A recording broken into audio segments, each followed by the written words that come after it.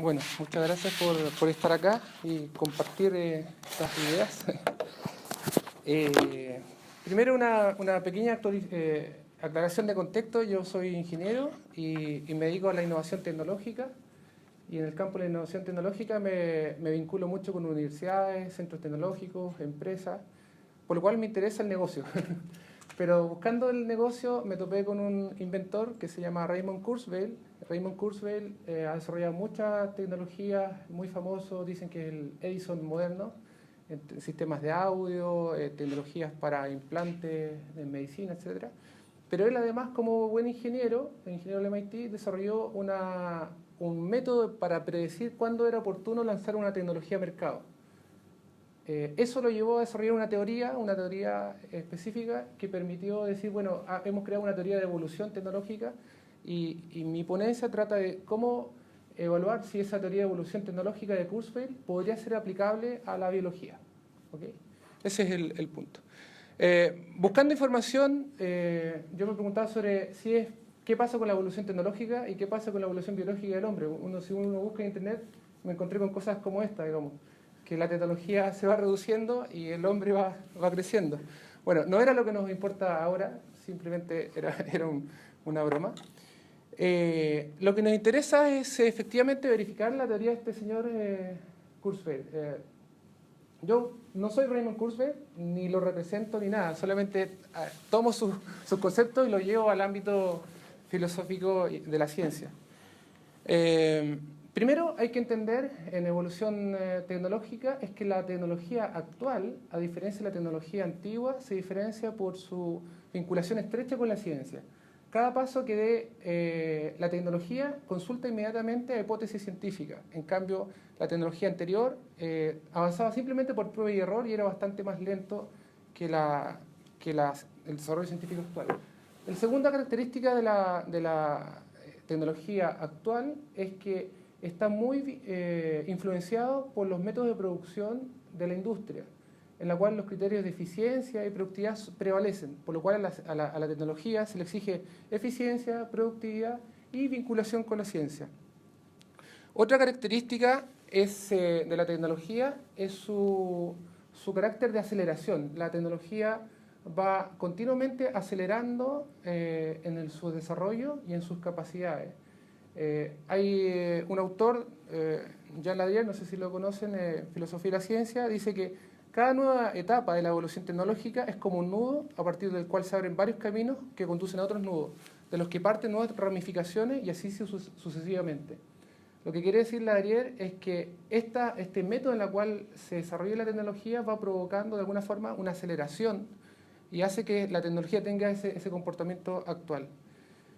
Tomando el concepto de aceleración, por otra parte, otro ingeniero, Moore, que fue gerente de Intel,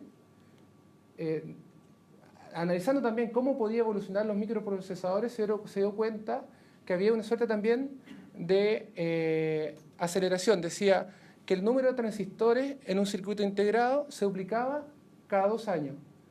Y eso traía como consecuencia que se reducía el costo y se aumentaba la productividad.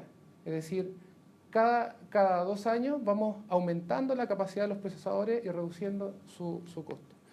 Tomando estos conceptos, Raymond Kurzweil desarrolla su idea de la ley de los rendimientos acelerados. ¿En qué consiste la ley de los rendimientos acelerados? Consiste en que cada salto evolutivo en tecnología está explicado por un aumento del orden y un aumento de la complejidad. Entendiendo como orden la información que sirve más a un propósito y entendiendo como complejidad, dice Kurzweil, la cantidad mínima de información significativa, no aleatoria, pero impredecible, necesaria para caracterizar un sistema o proceso. O sea, él, a partir de describir la evolución de la tecnología, a partir de la ley de rendimiento acelerado, caracterizada por el aumento del orden y la complejidad, plantea una teoría de la evolución en la cual predice la aparición de tecnología, y la pregunta que sigue ahí es si esta podría ser aplicable a biología. Un ejemplo de aumento de la complejidad podríamos tener en los computadores, en la cual se va simplificando sus características, pero la capacidad de procesamiento es mucho mayor. por lo cual ahí tenemos claramente un aumento de complejidad.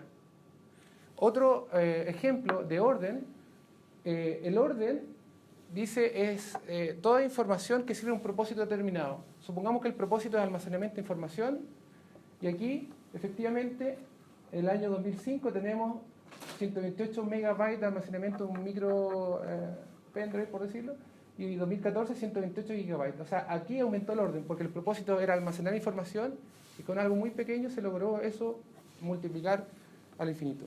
Entonces, son estos dos conceptos, aumento del orden y posible aumento de la complejidad, porque no siempre se da, que marcan su teoría de la evolución tecnológica.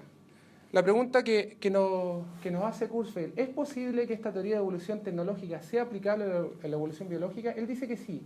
Él dice que efectivamente las entidades biológicas también van aumentando su orden y va aumentando su complejidad. Cito lo que dice Kurzweil. En biología, la evolución del ADN permitió organismos de mayor complejidad. Los procesos de la información biológica pudieron entonces ser controlados por el flexible almacenamiento de datos de la molécula de ADN. Respecto al orden, dice, en la evolución biológica, el problema por excelencia siempre ha sido sobrevivir. En el caso de nichos ecológicos concretos, este reto tan apremiante se traduce en objetivos más específicos, tales como la habilidad de ciertas especies para sobrevivir en medio extremo o para camuflarse para escapar de los depredadores. O sea, él dice que esta teoría de la evolución tecnológica sí es aplicable a la biología, da un par de ejemplos, y uno se empieza a preguntar, si fuera así, con algunos reparos, por supuesto, porque en biología no existe fijar un propósito para la evolución, en cambio él dice en tecnología que sí. La pregunta sería, ¿es aplicable la evolución tecnológica para la evolución biológica? ¿Con quién compite Kurzweil ahí? Competiría principalmente con la teoría de la selección natural de Darwin. O sea, ¿podría explicar entonces la teoría de la evolución tecnológica la selección natural de Darwin? ¿Es similar? ¿Es distinta? ¿Es una nueva teoría? Aquí hay un tema interesante que en su momento lo planteó Dawkins con el gen egoísta. Él en su prólogo dice que la teoría del gen egoísta que él plantea no es una nueva teoría, o sea, estamos mirando el mismo cubo, estamos mirando la selección natural, simplemente la estamos mirando de otro punto de vista. Él en sus palabras dice, la teoría del gen egoísta es la teoría de Darwin expresada de una manera que Darwin no eligió, pero que me gustaría pensar que él habría aprobado y le habría encantado. Es de hecho una consecuencia lógica del neodarwinismo ortodoxo, pero expresado mediante una imagen nueva.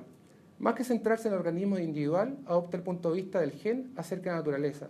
Se trata de una forma distinta de ver y no es una teoría distinta.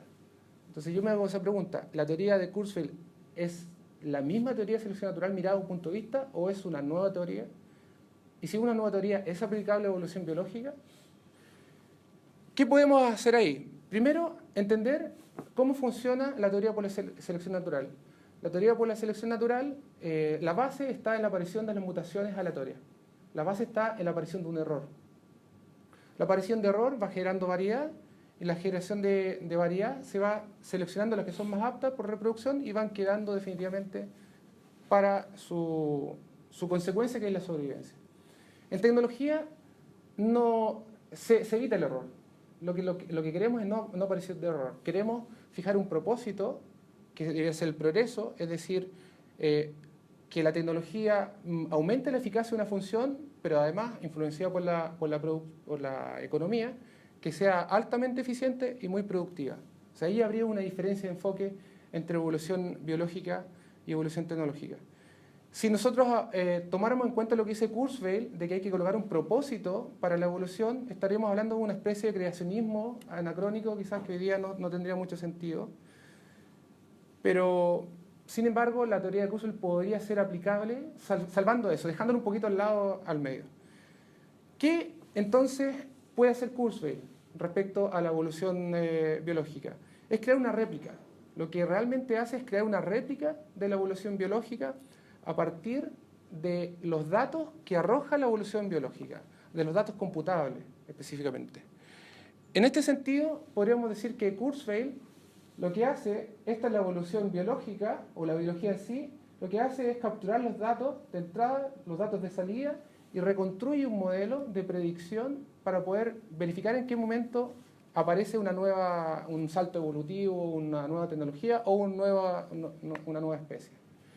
Pero, como se dice en ciencia, como lo dice Newton Smith en su libro La racionalidad de la ciencia, y es que en ciencia aspiramos no solo a predecir, sino también a explicar. Es decir, no tendría el valor epistémico, no tendría carácter científico, porque predecir es un aspecto de una teoría científica, pero si no tiene potencial explicativo del fenómeno, no podría hacerlo. Yo me pregunto, ¿qué pasaría si con el avance de la tecnología pudiéramos tener todos los datos que explican un fenómeno biológico?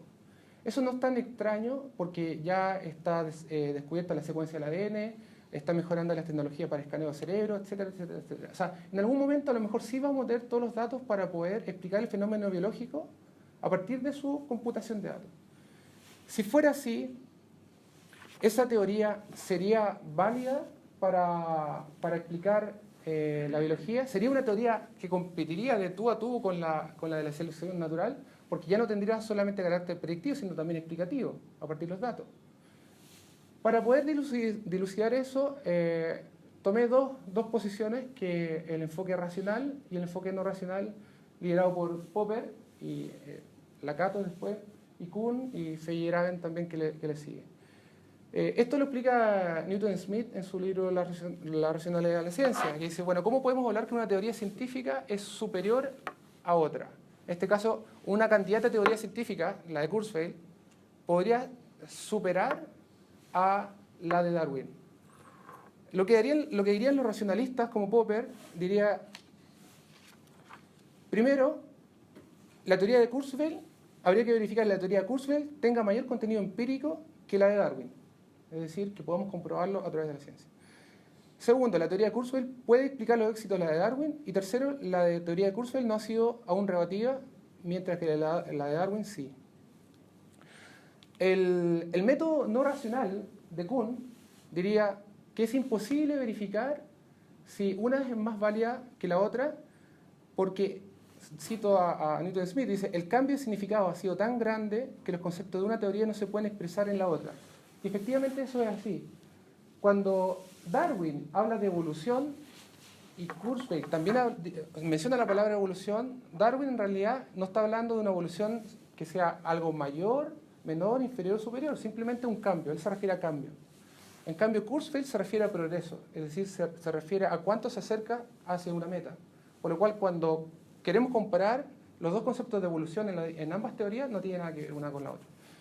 El concepto de finalidad o telos, Darwin y los que le siguen han aclarado que efectivamente no existe una teleología en la evolución de la biología.